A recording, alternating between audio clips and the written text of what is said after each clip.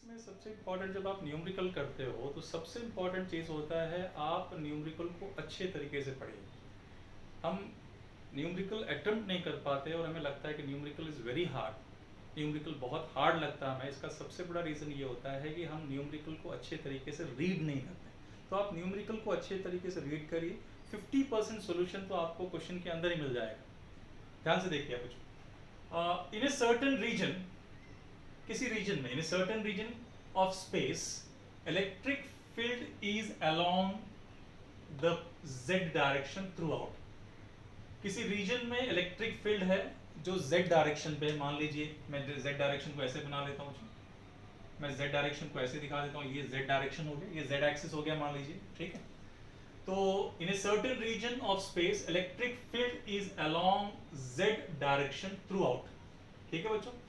The magnitude of electric field is however not constant but increasing uniformly along positive z direction। बच्चों positive z direction के along जो है electric field क्या हो रहा है, इंक्रीज हो रहा है। यहां पे इलेक्ट्रिक फील्ड है किस डायरेक्शन में, z डायरेक्शन में, और ये इलेक्ट्रिक फील्ड कांस्टेंट नहीं है। That electric field increases along positive z direction, मतलब पॉजिटिव z डायरेक्शन की तरफ जो है जो इलेक्ट्रिक फील्ड है इट गेट इंक्रीजेस, वो इंक्रीज हो रहा है बच्चों, राइट। और कैसे इंक्रीज हो रहा है, at a rate of increases, z direction की तरफ इंक्रीज हो रहा है at rate of how much, 10 to the power 5 newton per coulomb per metre. मतलब जैसे जैसे बच्चों, जैसे यहाँ पे देखिए आप, मान लीजिए प्लस क्यू चार्ज है और यहाँ minus Q charge, electric field होता है, और ये आपका मान लीजिए z direction, this is z axis, ये जो एक्सिस है ये आप मान के चलिए इट इज z एक्सिस, ये z एक्सिस, ठीक है बच्चों। And this point is a and this point is your b। ये पॉइंट a है और ये है पॉइंट b, और यहाँ पे दिया है कि the electric field increases along positive z direction, negative होता तो इस तरफ होता, along positive z direction at a rate of 10 to the power 5 newton per coulomb per metre. Means electric field increase, electric field increase हो रहा है बच्चों। तो हम लिखेंगे dE by dz means it increases along z axis। तो dE by dz that is equal to how much, that is equal to 10 to the power 5 newton per coulomb per metre, Newton per coulomb per metre. ध्यान से देखिए, dE by dz is equal to 10 to the power 5 newton per coulomb per metre. Clear बच्चों, I think it's clear to you, ये आपको समझ आ गया हो, okay.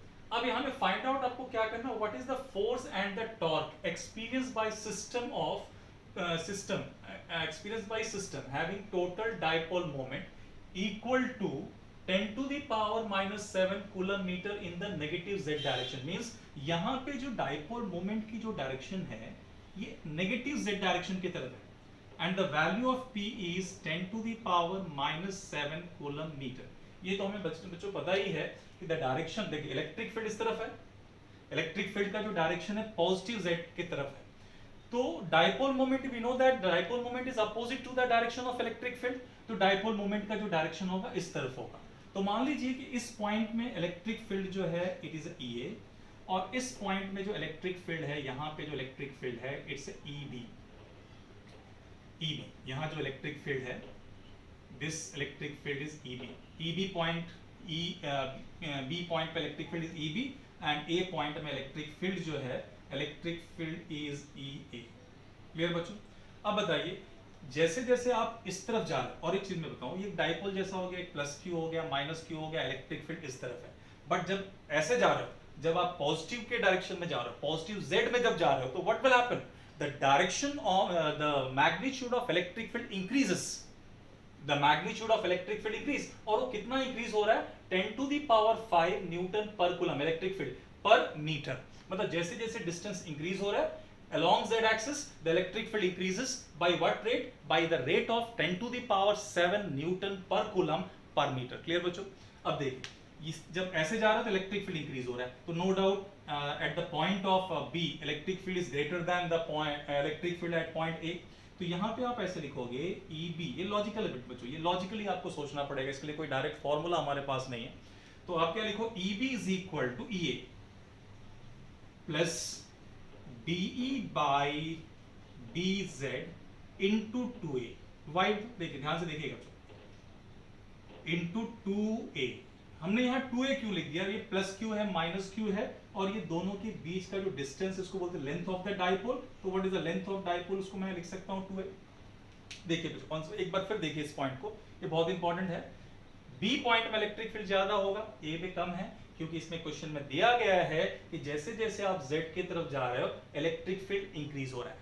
यहाँ पे E है इलेक्ट्रिक फील्ड, यहाँ पे EB है, तो दोनों पे इलेक्ट्रिक फील्ड अगर इक्वल होता तो क्या लिखते? इक्वल होता तो लिखते EB is equal to EA, but it is not equal, it is more than EA से ज्यादा इलेक्ट्रिक फील्ड यहाँ पे, इसलिए प्लस कितना ज्यादा है? DE by DZ into 2A। कैसे लिख दिया बच्चों?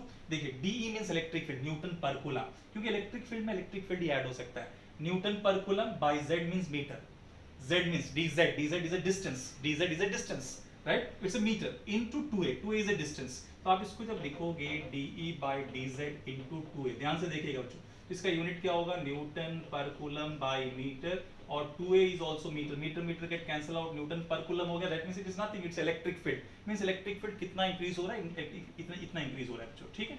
क्योंकि DE by DZ into 2A, इसका यूनिट अगर लिखेंगे DE newton per coulomb, DZ metre, 2A metre, right? Metre metre cancel हो गया, न्यूटन पर कूलम मिल गया। That means it is nothing, it is electric field. तो इतना इलेक्ट्रिक फील्ड क्या हो रहा है बच्चों? Z एक्सिस की तरफ जब आप जा रहे हो तो इलेक्ट्रिक फील्ड इतना क्या हो रहा है? यहाँ पे इंक्रीज हो रहा है। क्लियर बच्चों? ये चीज आपको क्लियर हो रहा है? यही सबसे इंपॉर्टेंट पॉइंट है। I think it's clear to you, right? अब हमें फाइंड आउट क्या करना है? हमें फाइंड आउट करना है कि what is the net force on the system. System पे नेट फोर्स, ये जो सिस्टम है, सिस्टम किस चीज का? चार्ज का सिस्टम है। एक चार्ज प्लस है और दूसरा चार्ज माइनस है, तो इसके ऊपर फोर्स कितना है बच्चों? ये हमें क्या करना है? फाइंड आउट करना है। अब देखिए what is the force? Net force. हमें नेट फोर्स चाहिए, तो नेट फोर्स बच्चों कैसे निकालेंगे? F इज इक्वल टू, यहाँ पे force on FB minus force on FA, क्योंकि आप इस पे फोर्स जब निकालोगे तो फोर्स इस पे ज्यादा होगा, यहाँ फोर्स कम होगा, ठीक है बच्चों? तो what is the net force? Net force is equal to FB minus FA। It's clear to you बच्चों?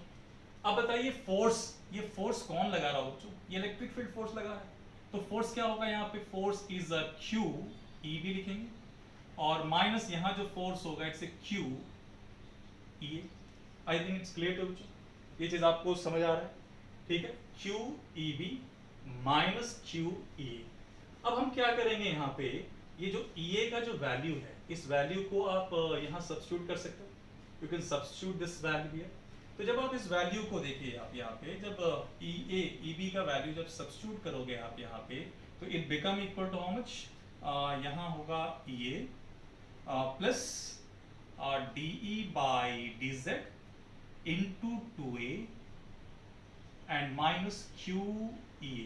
ध्यान से देखिएगा बच्चों, और अब क्या होगा यहाँ पे? QEA plus Q into 2A। ध्यान से देखिए, Q into 2A, ये Q को मल्टीप्लाई करेंगे, 2A यहाँ दिख रहा है, DE by DZ minus Q into EA। Q into EA और Q into EA कैंसिल हो जाएगा बच्चों, तो this is equal to Q into 2A क्या होता है? Q into EA कैंसिल, ये दोनों एक दूसरे को कैंसिल कर दिया, हमारे पास क्या बच गया? Q into 2A, that means it's P into DE by DZ। ध्यान से देखिएगा बच्चों, आंसर हमारा आ गया, हमें फोर्स मिल गया यहाँ पे कि what is the force on the system. इस सिस्टम के ऊपर क्या फोर्स होगा आपका? यहाँ पे फोर्स आपको मिल गया, force equal to P into DE by DZ। अब बच्चों देखिए, हमें यहाँ पे P की वैल्यू गिवन है, P का वैल्यू कितना दिया हुआ है? 10 to the power minus 7, और into DE by DZ is also given। DE by DZ, that means electric field, rate of increasing electric field with respect to distance is given, DE by DZ is given, right बच्चों? Substituting the value of DE by DZ also, so it's a 10 to the power 5। तो बच्चों answer हमें क्या मिल जाएगा? we get answer force is equal to, हमें जो force यहाँ पे मिलेगा, this force is equal to how much? This force is equal to 10 to the power minus 7, 10 to the power 5, that means it's a 10 to the power minus 2 Newton is the force। 10 to the power 2 Newton is the force, right बच्चों? I think it's clear to you। अब इसमें एक चीज और पूछा गया था कि what is the torque experienced by a system। ये जो सिस्टम है प्लस Q और माइनस Q, इसके ऊपर टॉर्क क्या होगा? बच्चों यहाँ पे जो टॉर्क होगा it is zero. Why it is zero? Because this is the direction of electric field. ये इलेक्ट्रिक फील्ड का वी गेट जीरो, ठीक है? जीरो बोल सकते हो या ये भी बोल सकते हो, डाइपोल मोमेंट इधर है, इलेक्ट्रिक फील्ड इस तरफ है, तो आप बोल सकते हो the angle between P and E zero नहीं 180 बोलेंगे, नॉट जीरो, इट्स 180, तो sine 180 that means it's zero. इसको बोल सकते हैं कि इलेक्ट्रिक फील्ड इज कोलिनियर, या बोल सकते हैं dipole is collinear to the electric field. In that case it does not experience any torque. इस केस में कोई एक्सपीरियंस, कोई टॉर्क एक्सपीरियंस नहीं होगा, तो यहाँ पे टॉर्क का जो वैल्यू होगा इज जीरो। कोई कैलकुलेशन यहाँ नहीं है बच्चों, बस आपको एक लॉजिकली आपको अंडरस्टैंड करना, आपको लॉजिकली समझना है। I think it's clear to you बच्चों।